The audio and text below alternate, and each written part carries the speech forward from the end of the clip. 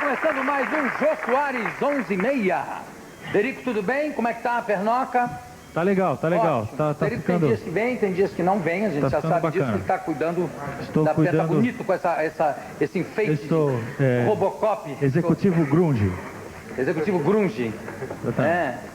Samurai de um lado só, também. Tudo bem. Tem aqui um fax que vem, quem manda é Carlos Barbosa do Nascimento. Da onde é, meu Deus? Da onde? Alegrete. É isso? Acho que é. Ele manda uma notícia que saiu na cidade de Alegrete, do Rio Grande do Sul. Uma notícia que saiu no jornal Amanhã. Vereador pede atendimento a cavalos carentes. O vereador Fernando Carvalho apresentou na Câmara Municipal um projeto que visa beneficiar os cavalos das pessoas pobres, pois esses não têm nenhuma condição de pagar exames a seus animais. O vereador Dionei Marino acha que o projeto tem fundamento, pois lembrou que o cavalo de seu avô morreu de dor de dente. Estou comovido com essa notícia. Cuidado com o animal. O vereador Fernando Carvalho, o vereador... e o vereador também, Dionei Marino, acho que vocês não devem se preocupar mais com isso, que com esse salário mínimo que tem agora, o pobre que tiver cavalo, come. Come, vivo. Come o cavalo vivo. Vamos ver o que temos aqui no nosso e-mail. Grande Jô Soares, nenhuma alusão a vosso avantajado porte físico. Gostaria de receber um conselho do seu AAA, assessor para assuntos aleatórios. Você já deve conhecer a famosa tensão pré-menstrual, que mensalmente altera o humor feminino, com reflexos dos tratamentos dispensados aos respectivos maridos. No meu caso, minha mulher sofre de TPM, TDM e de TAM. TPM, tensão pré-menstrual, que se estende por 12 dias antes da menstruação. TDM, tensão durante a menstruação, que dura cerca de 6 dias. E TAM, tensão após a menstruação, que se estende por 12 dias. Termina quando se inicia a TPM. Meu Deus do céu. Suponho que minha mulher deve estar sob certo tipo de tensão.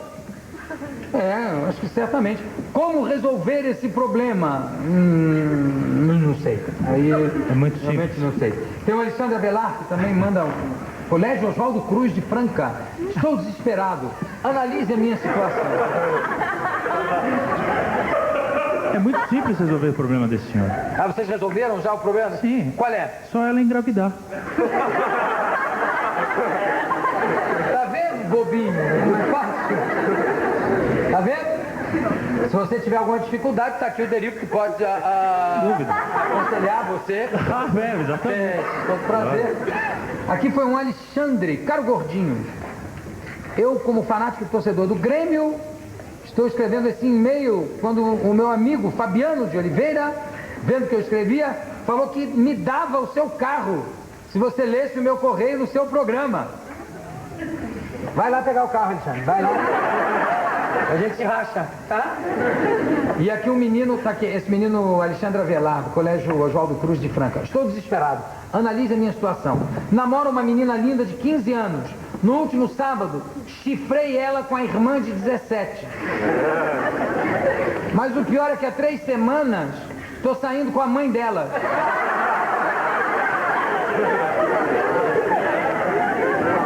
E parece que o irmão dela é gay e tá afinzão de mim.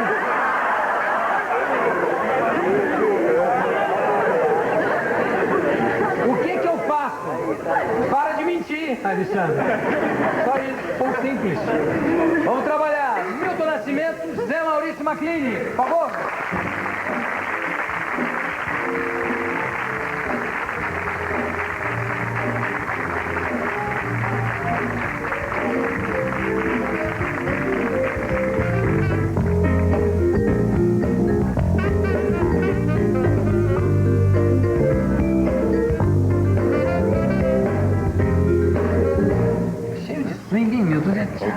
Zé Maurício ali também. Não, mas também é um negócio. Você tá mais magro, não tá? Não, né? A gente vai pelo mundo aí, não sei o que, você vai diminuindo. Você tá fazendo alguma dieta, macrobiótica, essas coisas não? Não, fechando um pouquinho a boca. Tá, agora tem a microbiótica, você só come micróbio, né? Beleza. Zé Maurício, tá mais magro também? Não, eu achei que você tinha falado que o Milton estava mais magro para fazer um contraponto comigo, né? Não tá mais, eu achei você um pouquinho mais magro, tá não todo? Não, acho que é impressão. É? Ou talvez a cor que eu botei assim para disfarçar um pouquinho, mas é a mesma coisa de sempre. A cor disfarça?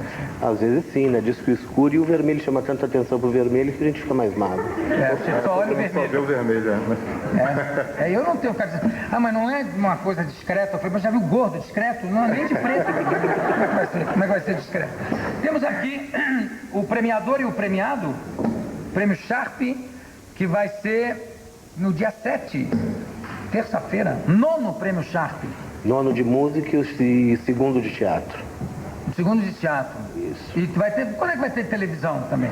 Eu não sei, Jô. A Sharp está estudando aí algumas novas modalidades de prêmio. Eu acho que televisão talvez seja a próxima. É mesmo? Acho tão bonitas essas premiações, né? Uma festa. Eu só acho difícil de julgar. Você não acha um prêmio de televisão complicado? Em termos, mas toda premiação é difícil. E música é mais complicado ainda. Você pensou a quantidade que tem de cantores, de conjuntos, de gêneros na música? De música é uma complicação, porque, primeiro, para você qualificar um disco é muito difícil. Como é que você sabe dizer, evidentemente que tem exceções, mas que tal música é pop e não é MPB? Às vezes o disco tem metade pop, metade MPB, um pedaço regional. Então, para você qualificar dentro do universo musical é muito complicado. É muito fácil você ver. Milton Nascimento, a música sertaneja. Milionários é rico, é pop. Não. Resolve a questão. Não é verdade? Tá tudo... Falcão, é funk. Não é verdade? Eu acho que sim. Você hoje tá falador hoje, não tá, Milton? Tem dias que o Milton não fala muito, hoje eu já vi que ele tá aqui, ó. Pá! Não, tem dias que né, a gente vem e aí a gente joga uma partidinha, tal coisa, mas tem dia que você não tá muito afim de falar e aí o programa acabou.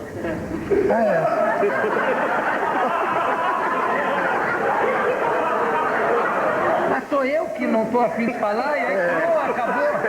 Não é alguns convidados? Não. E tem dias que sentou aí e Não, tem alguns convidados. E acabou. Alguns convidados, mas não eu. Não. Claro que não. Você é premiado. Como é que você está se sentindo com essa homenagem que põe você para trabalhar? Porque essas homenagens são sempre para botar, sobra sempre o homenageado a gente aqui, trabalhar. Né? O negócio é uma de graça, coisa... tem isso também. Mas foi uma coisa muito feliz e eu fiquei até sem fala. O que não é também de estranhar. Ai, meu Deus, estou vendo que hoje... Vamos lá. Bom, aí... Porque a gente tinha acabado de fazer o do ano passado, foi da Elis Regina, não? Foi, o Milton cantou no dele. E depois ele veio falar que o próximo seria eu. Aí eu quase caí para trás, né? E então, para mim é uma coisa fundamental, assim. Eu gosto desse negócio de prêmio, porque você ser reconhecido é muito bom. Então você faz, às vezes, muitos trabalhos e coisas e passam em branco e tal. Às vezes você está na mídia, outras vezes você não está. E tem hora que você está para baixo, outra hora para cima. Mas aí, quando vem um prêmio, uma coisa dessa, eu, por exemplo, esses dias aí, eu estou até 4 horas da manhã tocando violão, coisa que eu não fazia há muito tempo. Né? Não fazia por quê? De preguiça? De preguiça, de cansaço e muitas coisas sabe que tem muita gente, né, que quer encher a cabeça da gente, né? Você às vezes fica, puxa, mas será que eu não valho nada? Não? Você pensa isso de vez em quando, Milton? Miltinho. Você vale. Não, isso aí é um exagerozinho. Mas realmente um prêmio, né, ainda mais desse esporte, é um reconhecimento. E bom que acontece enquanto a gente está vivo. Sim, né? Claro. Enquanto eu estou vivo. Então, depois, já pensou? Aí eu não viria ao programa do Jô Soares, porque se eu aparecesse aqui depois que eu morresse, não ficava ninguém na plateia. Não. Nem você aqui. O Tião, o pessoal já pensa que é uma entidade que está ali sentado, imagina. Tem um preto velho que te protege, eu sempre conto isso. Pois é. Vários convidados assim, do médium, não sei o que, dizem, olha, tem um preto velho sentado ali, te protege. Ô Milton, eu perguntei se você não pegava o violão por preguiça, porque eu acho que as pessoas preguiçosas são as que mais trabalham. Porque elas ficam com preguiça numa hora, preguiça na outra, e aí quando senta para trabalhar, trabalha sem parar. Você é desse estilo assim, não? Eu acho que o meu negócio é o seguinte, eu sou compositor e cantor. E usam mais o meu lado de cantor, né? Haja turnê e não sei o que, e disco e coisa, estou sempre cantando. E o palco, eu já falei aqui várias vezes, que é o lugar que é o único lugar que eu me sinto feliz realmente, né? E com isso prejudica um pouco o compositor. Porque você faz por exemplo, eu fiz uma turnê de 8 meses pelo exterior. Aí quando eu cheguei aqui, eu já tinha shows para fazer no Brasil. E aí eu olho pro violão. Com essa brabeza toda? Olho pro piano. O piano você já trata com mais respeito, eu já vi que o violão. Aquela coisa enorme. Mas ele é maior, né? Pois então a gente vai, né? Aí você fica bate uma certa preguicinha. É uma preguicinha. Mas aí quando vê, chega, por exemplo, cinema. Vem um diretor, tem uma trilha, sempre pra ontem. Sim, claro. Aí você pega, dá-lhe de madrugada, vira e faz. Então tem isso tudo, né? Eu acho bom também trabalhar no sufoco. Eu acho também. Seu Maurício, falando em trabalhar no sufoco. Quem riu de mim? Falando em trabalhar no sufoco. Riram de mim. É o Bira muito assanhado. Muito assanhado. Eu tava lá, você me fez chorar naquele show. Lá no Tom Brasil. É bem coisa de político isso, você me fez chorar naquele show. Qual show? Aquele. Que dia? Quando eu fui lá. Não fala nada. Seu Maurício, você continua como empresário, né? Continuo. E cantando também. Continuo. E apresentando prêmio. O prêmio é uma... O prêmio você ainda trabalha no prêmio ou agora já tem uma equipe? Você sabe que o prêmio, primeiro eu adoro fazer. O prêmio, a gente que inventou lá dentro da Sharp, e eu tenho paixão por fazer. Então eu me dedico, eu vou a todos os ensaios, eu participo de todas as reuniões, e eu acho difícil que esse cuidado não aconteça de uma maneira bem eficiente e cautelosa, porque é um evento bastante grande que é feito com muito critério. E se a gente não tiver ali em cima, é fácil acontecer alguma coisa errada e alguma coisa que traga um demérito para o prêmio. Você nunca cantou no Prêmio Sharp? Eu não, né? Olha, já falam mal de mim quando eu canto. Que dirá se eu for cantar no próprio prêmio que a gente faz. Então, melhor ainda, olha, o Prêmio Sharp, fui eu que criei, e eu vou cantar 15 músicas, tá? É uma maravilha? Eu acho que... Você acha? Eu vou te convidar para cantar, a gente faz uma dupla. Não, mas eu não posso. Primeiro que eu não sou cantor. Mentira. E segundo que eu não... Bom, mas eu não criei, eu só canto blues, eu vou cantar blues no Prêmio Sharp. E depois é o seguinte, eu não criei o Prêmio Sharp, eu não vou... Aí eu vou falar o quê? Você é meu amigo, né? É meu amigo, ele vai cantar também. Eu pensei foi em mim. 38 blues, pronto. Né?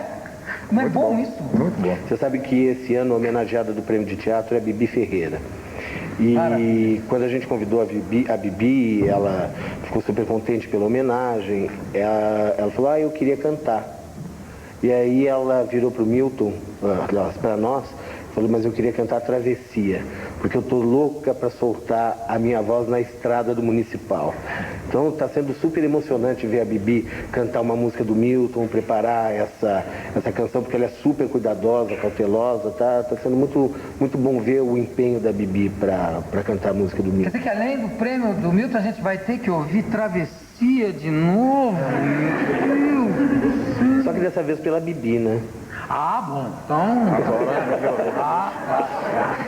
Ô, Milton, Travessia é a música mais conhecida sua, digamos assim? Aqui no Brasil, sim. No resto do mundo, ela é quase a mais conhecida. Porque tem Vera Cruz e Ponta de Areia, que são mais conhecidas do que Travessia. Ponta de Areia que é belíssima. Mas que eu gosto mais, aliás. Todo lugar tem que cantar Travessia. Você também, mas você já não aguenta. Não é brasileiro, não, eu adoro, cada vez é uma coisa diferente. E não tem, para mim, por exemplo, tem 20 e tantos anos de Travessia. E acontece uma coisa muito linda nos meus shows, né, que não tem esse negócio de idade, de nada, de classe ou qualquer coisa. Aí você vê uma criancinha de 10 anos, assim, ou menos, aí você ouve ela pedir Travessia, aí você canta e você vê que está tocando, né? Por exemplo, aconteceu uma coisa que a vez que eu cantei Travessia, que mais me emocionou, que eu entrei dentro da música mesmo, foi há um mês atrás, desde que eu fiz a música. Olha só, um mês. Foi uma coisa que... E todo mundo pede para você cantar a Travessia, sempre. Todo lugar. Canta um trechinho da Travessia pra gente, só um trechinho, a capela aqui. Solta a voz nas estradas, já não tem parar. Tá o Bira rindo lá. Tá rindo mesmo, porque você também, parece dois bêbados no botequim cantando. Ora. Essa música é um marco, né? É realmente uma coisa assim de tipo carimbo, né? Quantos anos já tem? 20 e poucos anos, eu não sei. 27. Senta aqui com a gente, Bira. O Bira conhece mais o Milton Nascimento do que o próprio Milton. Se o Milton dissesse, não, 25 anos não, aí ele engana, ele se engana. Você canta Travessia também, João Maurício? Não, se precisar, né, a gente dá um jeito. Eu sou um gordo metido, né, como você falou. Então... Que maravilha. O prêmio Sharp de teatro, quanto tempo já foi criado quando? Tem uns esse 2 anos? É o segundo ano. É o segundo ano esse, né? E você continua, quer dizer, ele continua em função do sucesso que teve no ano passado? Quer dizer, o ano passado foi um teste ou já veio para ficar mesmo? Não, eu acho que ele veio para ficar, porque a Sharp, devido aos produtos que ela fabrica, ela lida muito diretamente com a imagem e com o som. E o teatro é uma forma de imagem muito importante. Nós fizemos uma campanha grande envolvendo vários atores. Existe uma ligação muito forte entre a música e o teatro, por isso que a gente achou que seria um segmento natural a partir do momento que o prêmio de música está super sedimentado. O disco, Milton, o último disco. Foi o Amigo, né? Sim, mas já está preparando? Agora já estou preparando o próximo, mas ao mesmo tempo é uma loucura, né? Porque tem que gravar até setembro, mas e ao mesmo tempo está lançando o Amigo lá fora. E você ganhou um prêmio também agora, não ganhou? O negócio da proteção Rainforest. Rainforest, né? Que vai ser quando? Vai ser em junho. E isso é uma coisa muito importante, porque são pessoas do mundo inteiro que votam, né? Então eu nunca passou pela minha cabeça de nada, muito menos um prêmio desse. Maravilha. Olha, eu vou pedir para você voltar no final do programa para dar uma canja, cantar aqui pra gente. Você quer falar mais? Você disse que quando fala, não, quer falar mais alguma coisa? Então vamos. Então diga. Era uma vez, há muitos e muitos anos atrás. Era uma vez, há muitos anos atrás. Digamos assim. Começa a dizer letra de música. Oh, esse Brasil lindo e trigueiro. É trigueiro? Esse Brasil brasileiro, terra do samba e do pandeiro. É verdade. Brasil, Brasil, Brasil, Brasil. Milton Nascimento, Zé Maurício Martins.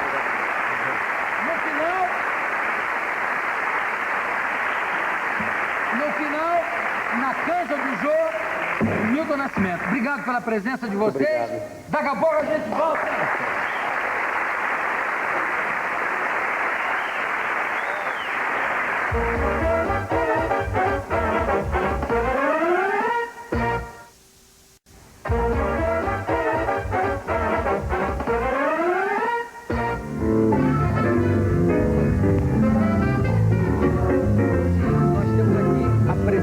Alunos de Administração e Economia da PUC, alunos da Faculdade de Ciências Econômicas, Administrativas e Contábeis de Franca, alunos do Colégio Serembi de Caieiras, alunos do Colégio Objetivo, além das pessoas que telefonam para vir assistir o João Soares.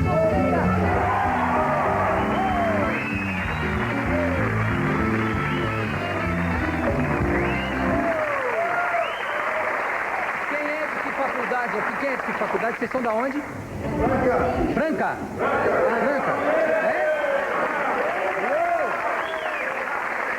Você é da onde? Franca. PUC, tem PUC? Alguém? Que animação, vocês adoram mesmo, né? Obrigado aí pela presença de todos vocês, tá certo? Correio eletrônico para ver as últimas notícias. O que tem aqui? Ah, isso aqui é para o Derico. Laboratório de pesquisa em Tóquio acaba de revelar que uma pessoa normal sonha colorido. Quem só consegue sonhar em preto e branco tem defeito no tubo de imagem. Derico, a pessoa normalmente sonha, você como assessor para assuntos aleatórios, é um assunto que te diz respeito diretamente. Sim. A pessoa normalmente sonha colorido? Até quando o sonho é retroativo. Até 1960, 55, ela sonha colorido. De 1955 para trás, ela sonha em preto e branco. Por causa da televisão. Não tem ligação com o cinema colorido, por exemplo? Não, o cinema Você sabe que a televisão colorida foi inventada em 1939, já nos Estados Unidos, Sim. Em termos de pesquisa. É que eu nasci muito tempo depois. Mas o sonho não sabia disso. Não, eu só vinha sonhar em 1966, quer dizer, 27 anos depois. Mas você sendo daltônico, pra você tanto faz, né? Sim, mas aí é que tá, o daltônico... É verdade, ele é daltônico mesmo. Como ele é daltônico desde criança, pra ele, tanto faz. Ele não tem... Mas o daltônico vê colorido, só que duas cores apenas. Só duas. O preto e o branco. Muito obrigado. Tem, muito bem. Muito obrigado. Ele escreveu um livro sobre a inventora da novela brasileira, Janete Claire, nossa queridíssima Janete. Era uma mulher realmente maravilhosa, uma pessoa extraordinária. Deixa eu conversar com o autor do livro, Arthur Chechel.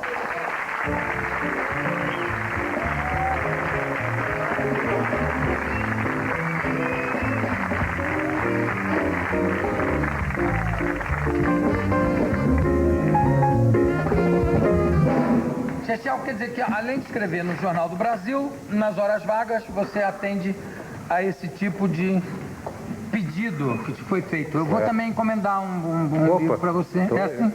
Só chegar e encomendar? Eu aceito agora. Obrigado. Olha só. Toma esse aqui que é autografado. Ah, obrigado. Então toma esse aqui. Não, eu vou dar de presente isso aqui também. Não, toma. Não, vou ficar. Pronto. Você trouxe, aliás, um monte de livros. Porque ele faz parte de uma coleção, te trouxe os outros da coleção. É um projeto da Secretaria Municipal de Cultura do Rio, né, através do Instituto Rio Arte. São perfis biográficos de artistas que... Sério mesmo, olha só. Ana Miranda escreveu sobre Clarice Lispector. Cessa de Guimarães sobre o nosso Lúcio Costa, Roberto Moura sobre o queridíssimo Grande Otelo, tá? E essa é uma outra parte da coleção que é temática. Então esse é o livro sobre travestis, Certas Cariocas. Certas Cariocas, do Hélio Silva. Tá aqui. E sai uma leva dessas por mês, durante uns 6 meses. Que ótimo! É um isso. super Essa é uma projeto. ideia sensacional. Quem é que faz essa? A Rio Arte? Rio Arte. Ótima ideia. E aqui a Janete Claire. Eu vi a tua angústia aí, eu li no JB, na tua coluna, a angústia de começar achando que ia ter 70 laudas, depois pulou para acabou com quantas? Acabou com umas 110, 100 e poucas laudas. Isso foi te deixando angustiado? Eu nunca tive nenhuma veleidade literária, né? Eu gostei de fazer o livro porque eu gosto de televisão, sempre gostei, acho que falta muito livro sobre televisão no Brasil, achei que era uma oportunidade de escrever sobre TV. E quando me encomendaram, olha, é um livro, tem 50 laudas, eu achei, tá bom, eles é que entendem disso, né? E achei que era fácil, 50 laudas. Quando passou para 70, eu já estava achando difícil fazer as 50 anteriores, já estava...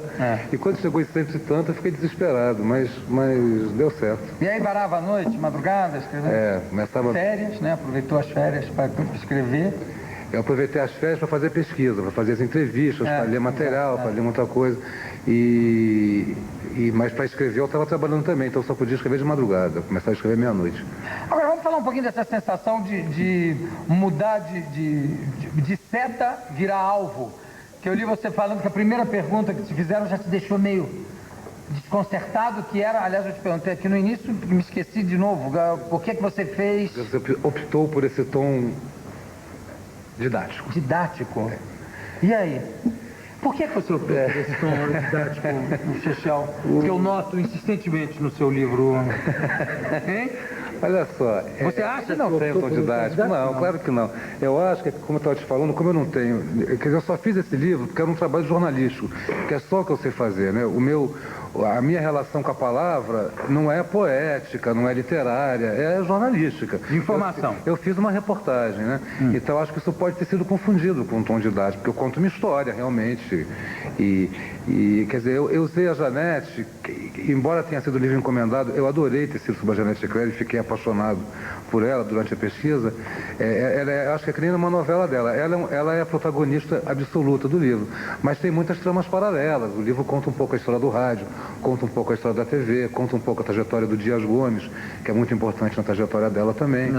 Aliás, lá na casa deles, uma vez eu fui na casa deles, isso há muito tempo, né? A Janete escrevia numa máquina, ele escrevia em frente e tinha uns rolos de papel, que não era papel em folha, era em rolo.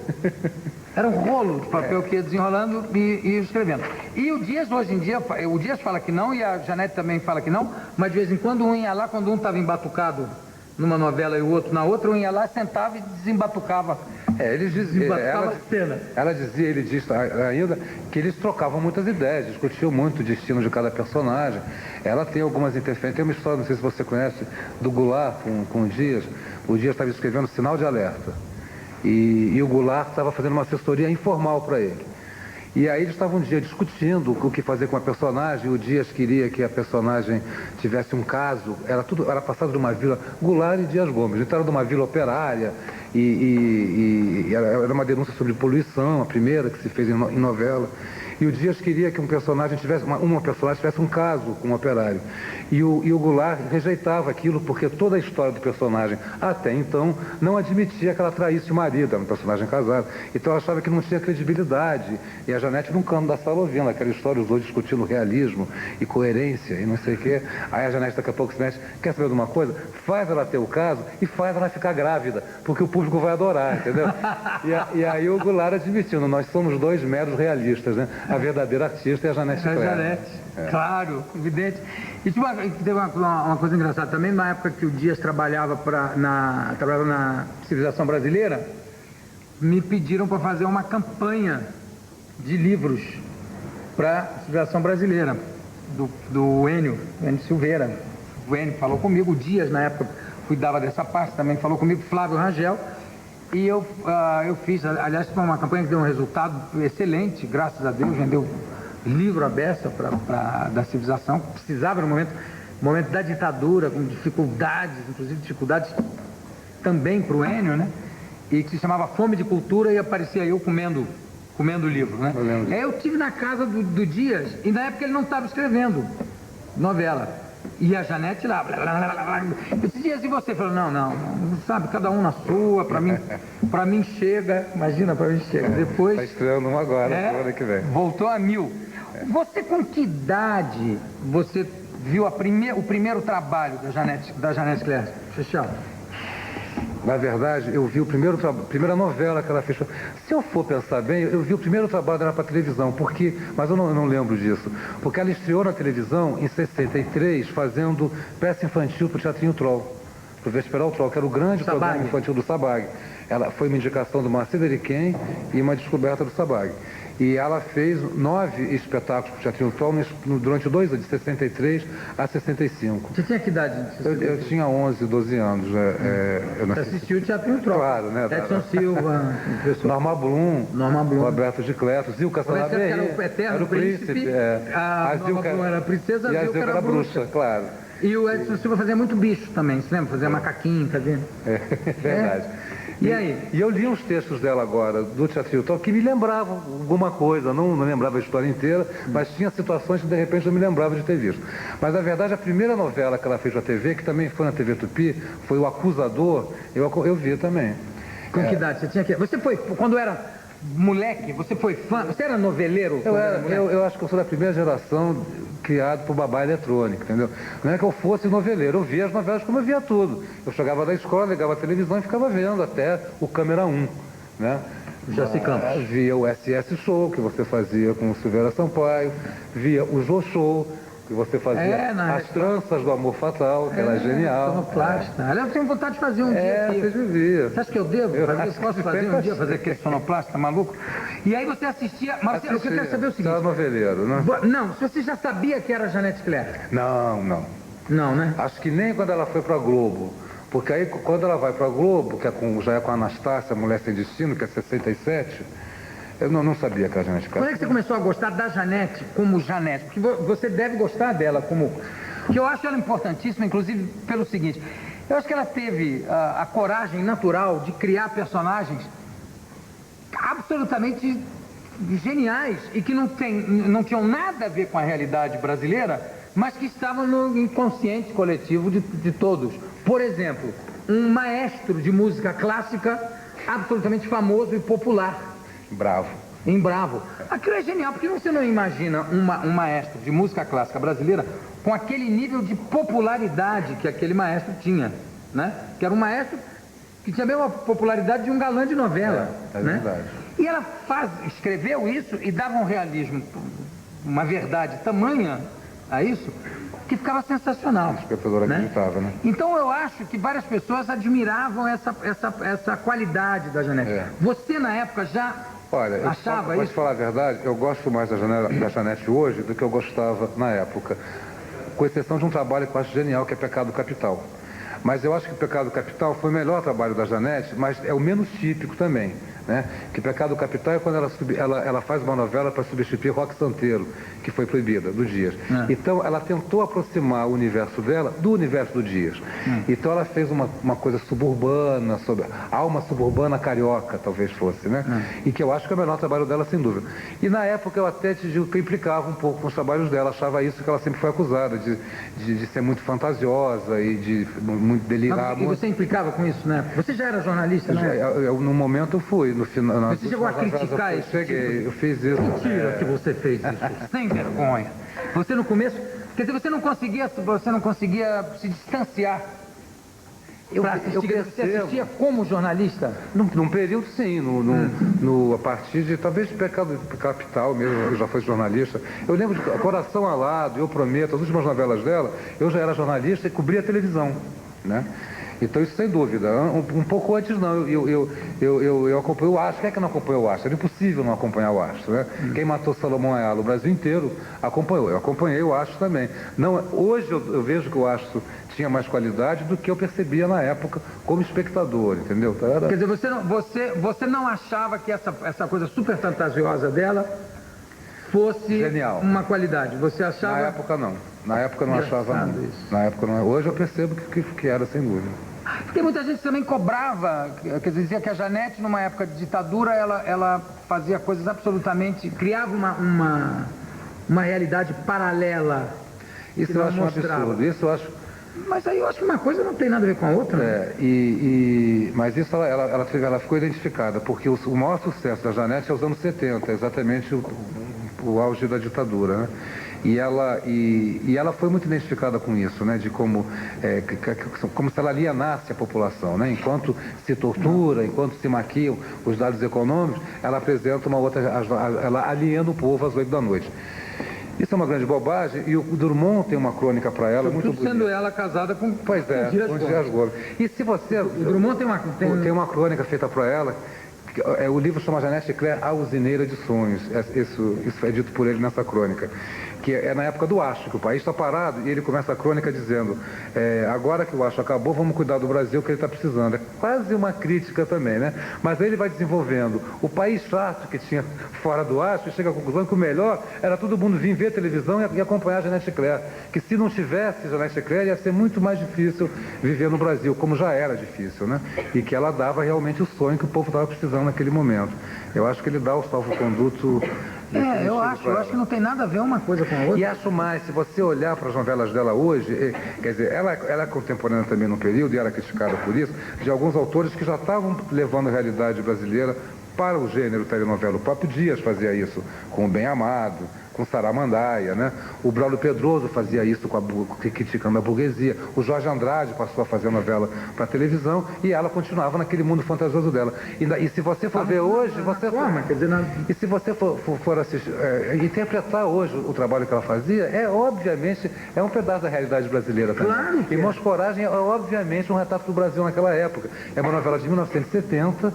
Que tem um ditador na cidade, que é o Manda-Chuva, que corrompe o prefeito, se tortura na delegacia, a polícia é conivente e tem 3 heróis contra aquilo tudo. Um vai lutar, vai ser contra aquilo na política, tentando se eleger prefeito, o outro vai para a clandestinidade, que é o João Coragem. Quer dizer, era um bang-bang que empolgou multidões, mas se você for olhar hoje, é a realidade brasileira retratada ali também. Se não tiver alguma coisa a ver com a realidade brasileira, fica difícil de fazer sucesso. Tem razão. Né? Quer dizer, ou por um lado, ou então, mas é alienante, então é porque a realidade brasileira naquele momento estava alienada. Quer dizer, não tem... É verdade.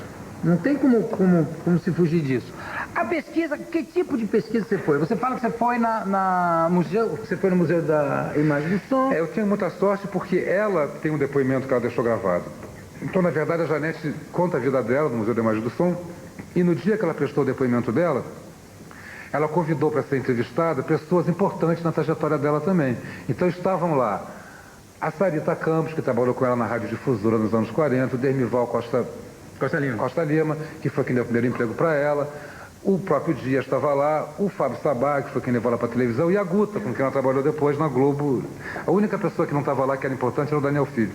Então, essas pessoas todas também falaram sobre como conhecer a Janete. Então, isso já me facilitou a beça o trabalho. Fiz toda a pesquisa de jornal que tinha sobre ela, fui na Rádio Nacional para ler novelas de rádio dela, que era um período que eu desconhecia completamente.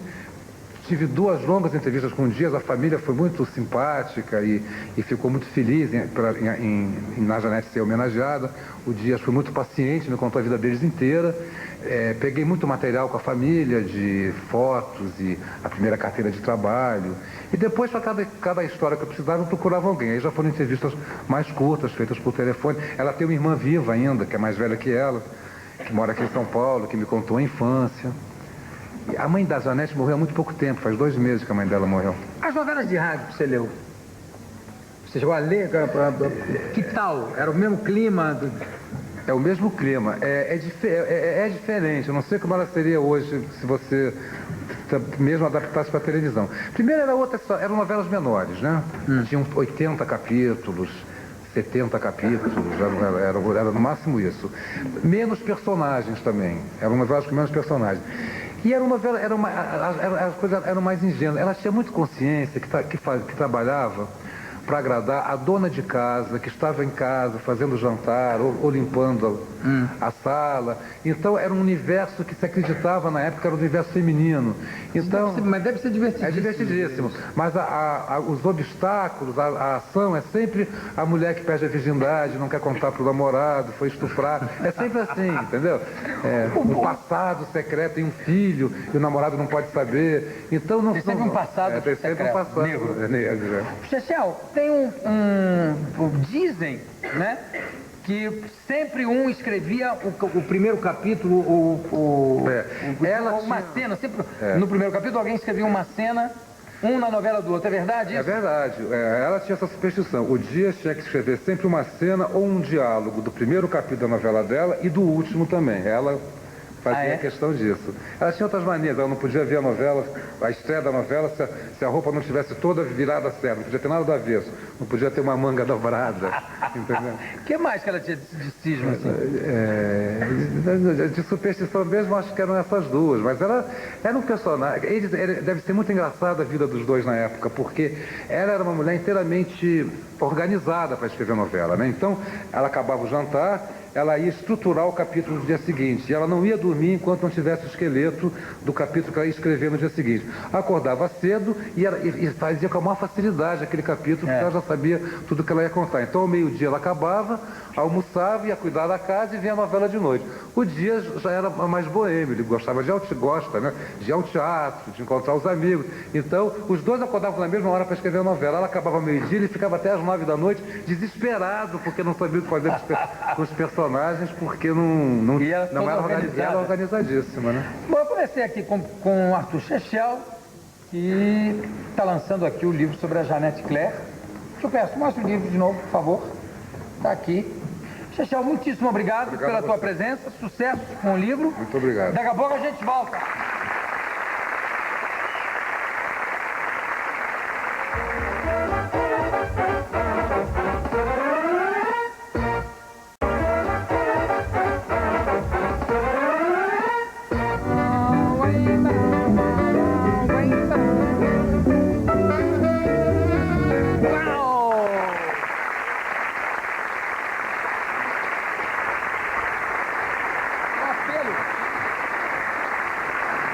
Apelo impressionante como aumenta esse volume de apelos, como realmente a gente vê que a saúde anda num estado lastimável, né? Precário, cada vez mais a gente faz os apelos, faz o que pode, que só o brasileiro é que está ajudando mesmo outro brasileiro. A gente recebe aqui, quero agradecer a todos vocês que colaboram, a quantidade enorme de fax de pessoas que têm os seus apelos atendidos, que resolvem o problema graças a vocês. Aqui é um apelo que diz o seguinte, para transplante de medula, Josenildo Juvenal da Silva, contribuição para o Banco Bradesco, agência 1261-0, 1261-0, conta poupança 987-8423, 987-8423-3, tá? Olha que loucura, o transplante só poderá ser feito após arrecadar o dinheiro suficiente para comprar os remédios e para os fins necessários. Desde já a sua colaboração. Compensação, vem uma notícia aqui ótima, que é o... Cadê o outro? Alex, pega aqui na outra pasta que deve estar solto um aviso aqui sobre transplante de medula. Deixa eu ver a pasta aqui. A ver, ¿dónde pusiste? La puse en los apelos que están acá. El otro, a la otra pasta. Vamos, acá. Pronto, está acá. Ya lo encontré, está aquí. ¿Por qué no me lo dices? O Alex é um amor. La próxima vez te doy un regalo. É uma carta que eu achei, uma notícia ótima, que às vezes as pessoas nem sabem disso. Ficamos muito tocados com os apelos, cada vez mais frequentes, pessoas que precisam de transplante de medula óssea, que também é impressionante a quantidade de apelos nesse sentido. Especialmente nós que já passamos por essa difícil experiência. Fui doador de um transplante para o meu irmão. Por isso gostaria de divulgar para as pessoas que ainda não conhecem a existência do Centro Nacional de Transplante de Medula Óssea no Instituto do Câncer, INCA, no Rio de Janeiro. Trata-se de uma instituição federal que realiza o transplante, parte do tratamento e fornece medicamentos de forma inteiramente gratuita. CEMO, Centro Nacional de Transplantes de Medula Óssea. Está aqui. O hospital conta também com uma espécie de hotel que abriga e alimenta gratuitamente os acompanhantes dos transplantados. Maravilha. Isso para quem não tiver condições de arcar as despesas durante a permanência no Rio de Janeiro. Obviamente existe uma fila, que não deve ser pequena, devido à qualidade e ao preço, entre aspas, do tratamento. Mas resolvi tentar divulgar o SEMO. Está divulgado, Rômulo Menezes, tá? Obrigado. E pelo menos né, é uma coisa que deixa a gente satisfeita de ver que tem um lugar que a pessoa pode recorrer em caso de necessidade desse transplante. E tem uma piadinha que chega pelo e-mail, pelo correio eletrônico, que diz o seguinte: sabem por que o pé esquerdo dos portugueses não é tão limpo quanto o direito? E desde pequenininho o português sempre ouve a mãe dizer: Manuel, lava este pé direito.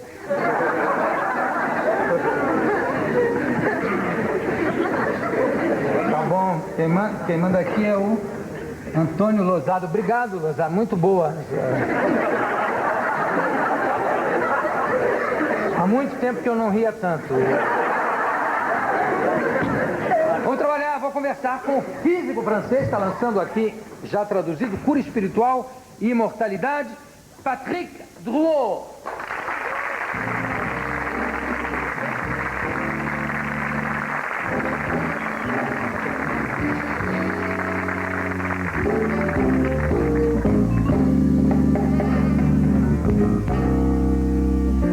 Patrick, vous ne parlez pas portugais? Non, absolument pas. Pas du tout? Pas du tout. Même pas obrigado? Obrigado aussi. Pas bien encore? sûr. De nada? Obrigado, de nada. Caipirinha? Caipirinha, si. Ah, oui. Caipirinha. Caipirosca. Caipirosca. Oui. Ouais. Moça bonita. Muy bonito. Jolie fille. Jolie fille, bonita. oui. Ouais. C'est la première fois au Brésil? La deuxième fois, je suis venu l'année dernière pour présenter mon deuxième livre en avril. C'est celui-ci, le deuxième? Ça, c'est le troisième. Ça, c'est le troisième déjà. Cura espiritual e imortalidade. Eu queria saber o que um físico vê, a relação da física com a cura espiritual e imortalidade. Qu'est-ce qu'un physicien va là avoir la relation qui existe entre l'énergie qui étudie la physique et l'énergie du corps humain et la maladie? Mais si vous voulez, depuis une trentaine d'années, on a découvert qu'il y avait un second corps qu'on a appelé un corps bioplasmique, un corps biofield, comme disent les Anglais, qui contient des mémoires, qui contient des informations, et ces informations vont passer au niveau du corps physique et déclencher des maladies. Ah oui? Absolument. Comment ça s'appelle, le corps bioplasmique ou le corps éthérique, par Et où est-ce qu'il habite, ce corps? Il habite dans notre corps il est autour, en dehors? Il est autour du corps. Il est autour du corps. C'est ce qu'on appellerait, ce que les mystiques appelleraient de l'aura? Alors, l'aura, c'est la lumière magnétique émise par ce second corps. Ça, c'est une donnée scientifique, déjà, ce corps... Oui, les Russes travaillent dessus. Oui, les Russes travaillent depuis une dizaine d'années maintenant, et les Américains sont en train de préparer un appareil à l'université de Stanford pour objectiver ce second corps. Donc les maladies commencent dans ce second corps et passent au premier? Voilà. Ce qui est fondamental, c'est que par exemple une maladie, par exemple comme un cancer, est déjà inscrit dans ce second corps et va mettre entre 6 et 18 mois, enfin l'information cancer va passer entre 6 et 18 mois au niveau du corps physique. Donc au niveau du diagnostic, au niveau de la détection, il y a un aspect extrêmement prometteur pour les causes profondes des maladies. Mais comment on peut détecter ça, le cancer, dans le corps bioplasmique? Mais justement, ce sont ces appareils qui commencent à détecter ce second corps. Et donc, tout ce qui nous est arrivé dans notre vie, depuis la naissance, est inscrit dans ce second corps.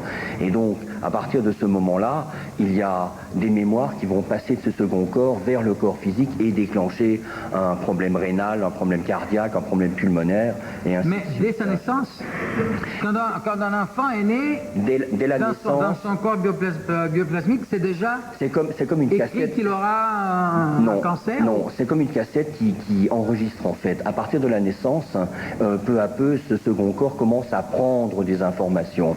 Et donc on a découvert que des événements de qui se produisait dans l'enfance pouvait déclencher une maladie 20 ou 30 ans plus tard. Par exemple, un traumatisme qu'un enfant subit peut déclencher un problème physiologique précis 20 ou 30 ans plus tard. Mais c'est comme si la mémoire était en sommeil et que cette mémoire se déclenche un certain nombre d'années plus tard. En se déclenchant, on va mettre 6 à 18 mois à descendre au niveau du corps physique.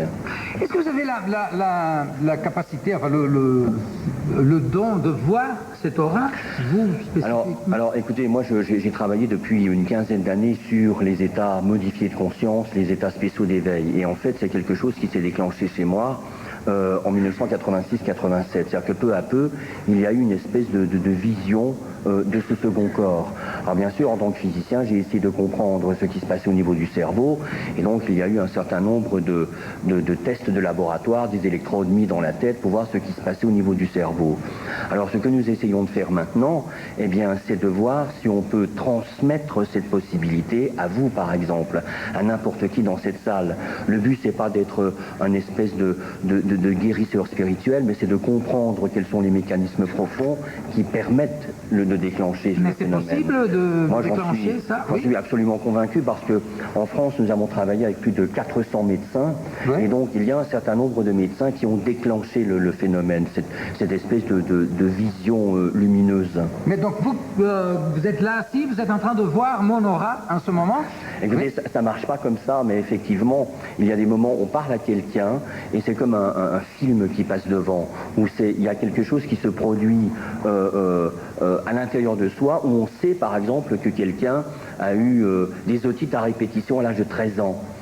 Et on sait que ces otites ont été provoquées au moment du divorce des parents. Et c'est comme si symboliquement l'enfant se bouchait les oreilles pour ne plus entendre les scènes entre le père et la mère.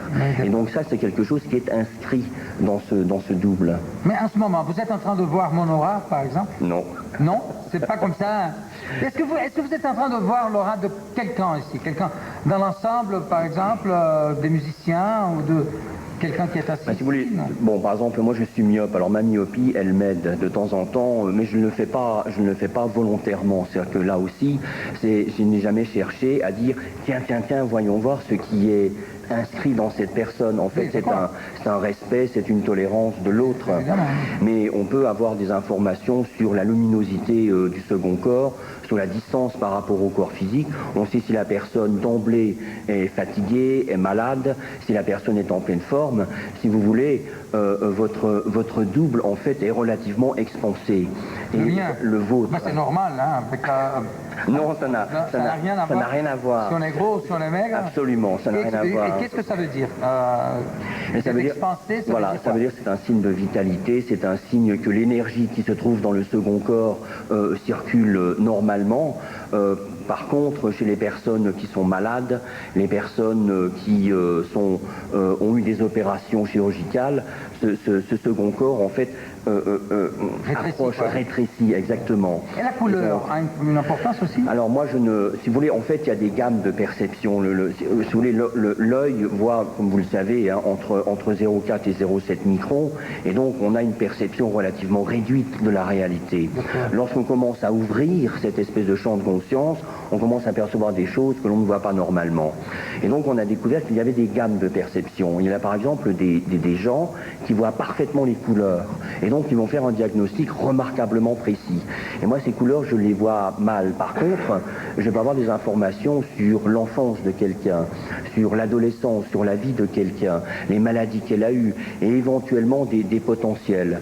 Hein, par exemple, des traces cancéreuses, des fibromes, des kystes, des choses comme ça. J'ai été à une convention, une convention, j'étais à un congrès à Kansas City il y a une quinzaine de jours, et j'avais rencontré il y a 2 ans une personne, un médecin, qui m'avait dit, tiens, dis donc, tu veux pas regarder comme ça? Et je lui ai dit, écoute, il y a quelque chose qui est inscrit au niveau des ovaires, c'est dans ce second corps. Elle me dit, je n'ai pas de problème. Je dis, écoute, je peux me tromper, mais il y a un signal qui est là et qui est assez lourd. Et en fait, je l'ai revu il y a 15 jours, elle me dit, écoute, 4 mois après, le problème s'est déclenché, on m'a proposé une hystérectomie, on a réussi à sauver un ovaire. Voyez. Et donc ce sont, alors bien sûr, des cas comme ça, quand on en a 10, 20, 100, 200, 300, 500 en recherche clinique, on est en droit de se poser les bonnes questions premièrement, et deuxièmement, ça crée aussi un espoir très important, non seulement pour la compréhension de la maladie. Diagnostic et tout ça. Vous étiez en Amazonie aussi, vous avez essayé le Santo Daime? Alors si vous voulez, en fait, en 10 ans, j'ai dû faire 500 000 km à travers le monde. Je suis allé au Tibet, j'ai travaillé avec les Indiens américains, je suis allé en Polynésie, et donc j'avais entendu parler d'un breuvage qu'on appelle ayahuasca. Et donc l'année dernière, j'ai eu un contact donc avec ayahuasca, c'est Ayahuasca. Ayahuasca, c'est un ancien... C'est plus facile à boire qu'à dire. Hein? Absolument. C'est un ancien rituel inca, en fait, que les Indiens d'Amazonie ont conservé, mais que le Santo Daime aussi utilise. Et donc, je n'avais pas les contacts avec les Indiens, parce que je voulais aller en Amazonie indienne, mais j'ai eu un contact avec le groupe du Daime à Mapia, hein, à la frontière bolivienne. Et en fait, je suis resté 12 jours. Et ce qui m'a intéressé en fait dans ce breuvage, c'est l'ouverture de conscience que cela provoque. Et vous avez essayé combien de jours vous avez... Alors écoutez, je l'ai pris une fois par jour pendant 4 jours, donc 4 fois. Et donc j'étais avec ma femme, on a enregistré nos impressions, on a fait des tests contre la douleur, des tests au vertige, et donc on a essayé de voir ce qui se passait au niveau des neurotransmetteurs. Mais ce qui est intéressant, c'est que cette vision, elle s'ouvre totalement. Et donc ça dure en gros 1h30, 2 heures, et la forêt devient vivante. Tout devient vivant en fait. Alors bien sûr, il n'y a pas de phénomène d'accoutumance, mais on a compris aussi que ce breuvage, le Daime ou ayahuasca, provoquait une augmentation de la sérotonine. Or, la sérotonine, chez les gens en dépression nerveuse, est à un niveau extrêmement bas. Alors, il y a quelque chose de très intéressant, non seulement au niveau de la vision, au niveau de la manière dont le cerveau travaille, mais comprendre en fait ce qui est caché derrière la caméra, derrière le monde visible. Et on se rend compte en fait qu'il y a... tout s'ouvre. Bon, je vais vous demander aussi, vous parlez aussi, vous étudiez aussi la réincarnation et... Les vies passées. Les vies passées. Comment c'est possible qu'une vie déjà vécue puisse affecter une vie à vivre? Alors, si vous voulez, ce que l'on pense, c'est que ce que l'on appelle l'esprit ou l'âme est un champ d'énergie subluminique. Il est là. Au moment de la mort, cet esprit ou cette âme quitte ce corps physique. Mais cet esprit ou cette âme est comme un aimant qui va attirer des particules métalliques. Et ces particules métalliques, eh bien, sont tous les événements que nous avons eus dans notre vie, les gens que nous avons rencontrés, les traumatismes que nous avons pu avoir, les potentiels, les dons, par exemple, que ce soit les dons artistiques, littéraires, culturels, etc. Et donc cet esprit, ce champ d'énergie, en fait, ne meurt pas, il se transforme. Et vous êtes absolument sûr, c'est une question de foi, là, disons. Non, vous êtes absolument sûr de la réincarnation? Non, écoutez, c'est pas une question de foi. La foi, c'est de la religion. Donc on dit, voilà, c'est comme ça. Mais c'est de l'expérimentation pure. En fait, je crois que l'équipe que nous avons formée en France et aux États-Unis, nous avons travaillé sur à peu près 25 000 personnes, ce qui représente entre 100 Mais qu'est-ce qui peut prouver la réincarnation et que ça ne soit pas une autre manifestation de l'inconscient? Absolument, voilà, c'est la question qu'on s'est posée. Est-ce que ce sont des hallucinations? Est-ce que ce sont des scénarios de l'inconscient? Est-ce que ce sont des vœux pieux? Ou réellement il y a quelque chose que la science actuelle ne comprend pas? En fait, il y a eu tellement de cas, premièrement, où les personnes ont solutionné des problèmes précis dans leur présent en exhumant des souvenirs d'un autre passé. Alors ça, c'est le côté thérapeutique des vies passées. Et deuxièmement, toutes les personnes qui disent avoir vécu en un endroit précis où ils donnent des données précises. Et lorsqu'on va dans le village ou dans la ville où ils ont censé avoir vécu, en fait, on retrouve dans les fonds baptismaux quelqu'un qui a vécu là. Mais ça aussi peut être une manifestation de l'inconscient. C'est vrai. C'est vrai. Mais malgré tout, il y a une troisième chose très troublante, ce sont les enfants. Je connais bien Ian Stevenson, qui est professeur de neuropsychiatrie à l'Université de Virginie. Et Ian Stevenson, il a fait 1 million de kilomètres en 20 ans, et donc il a rencontré des enfants qui parlent de leur vie antérieure. C'est des enfants qui ont des rappels spontanés. Alors il est allé dans le Grand Nord canadien, il a été chez les Esquimaux, il a été en Inde, il était au Liban, etc. Et donc il a rencontré des enfants de 3 ans, 4 ans, 5 ans, qui donnent des données extrêmement précises d'un village, de ce qu'ils étaient auparavant, comment ils ont vécu. Et donc en littéralement étant des espèces de Sherlock Holmes, ils retrouvent un village à 2000 km au nord, où effectivement il y a un homme qui est mort 15 ans auparavant de la maladie que l'enfant avait décrite. En plus, l'enfant a des marques de naissance. L'homme est mort de péritonite, l'enfant a une marque de naissance au niveau du ventre, et ainsi de suite.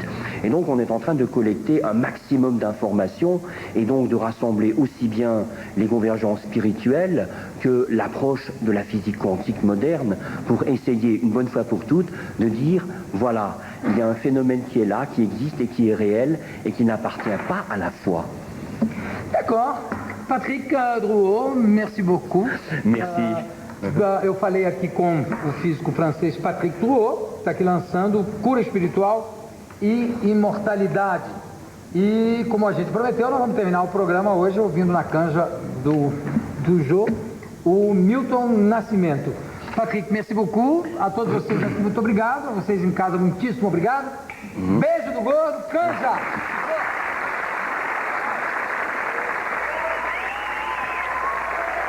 Muito obrigado. Piano, Túlio Mourão. Bateria, Lincoln Shave. Baixo, Luiz Alves.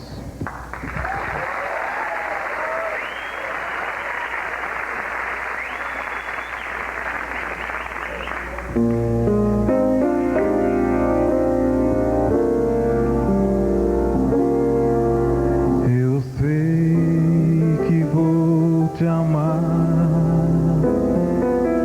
por toda a minha vida. Eu vou te amar a cada despedida. Eu vou te amar desesperadamente. Eu sei que vou te amar e cada verso meu será pra te dizer que eu sei que vou te amar por toda a minha vida.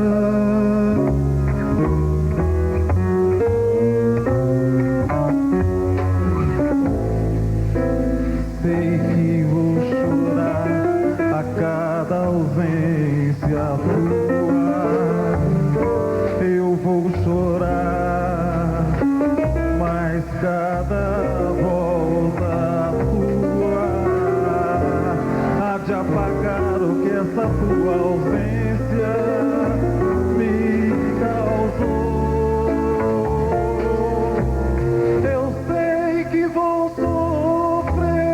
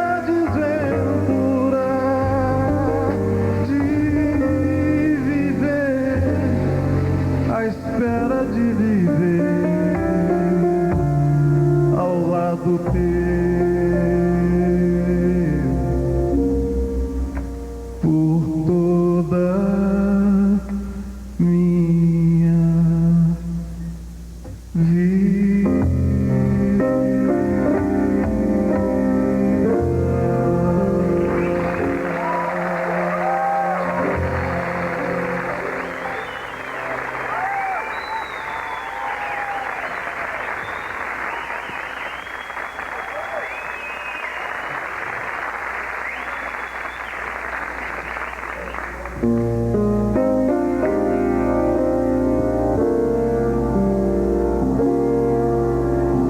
sei que vou te amar por toda a minha vida. Eu vou te amar a cada despedida.